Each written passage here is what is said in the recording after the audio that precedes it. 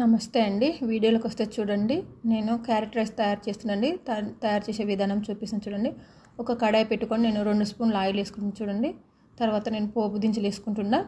తర్వాత చూడండి, నేను లవంగ, చెక్క, నేను ఇలాచి ఇవన్నీ వేసి తాలింపు వేగినాక చూడండి 5-6 జీడిపప్పు వేసిన చూడండి. తర్వాత ఒక ఆనియన్స్, పచ్చిమిర్చి, కరివేపాకు వేసినండి. ఇవన్నీ బాగా వేగినాక మంచిగా నేను 2 క్యారెట్లు తీసుకుని తురుముకొని ఇట్లా వేస్తున్నా చూడండి. తర్వాత అది బాగా వేగినాక కొంచెం పసుపు వేస్తున్నా, కొంచెం సాల్ట్ అండి తగినంత చూడండి. తర్వాత మనం సాంబార్ పొడి ఖచ్చితంగా వేసుకోండి. సాంబార్ పొడి వేసుకుంటే చాలా టేస్ట్ ఉంటుందండి దీనికి. చూడండి, మీరు 1 స్పూన్ సాంబార్ పొడి వేసుకోండి, చాలా బాగుంటుంది. తర్వాత చూడండి, నేను 1 కప్పు రైస్ తీసుకున్నాండి. ఎంత మనకు కావాల్సితే అంత వేసుకోవచ్చండి.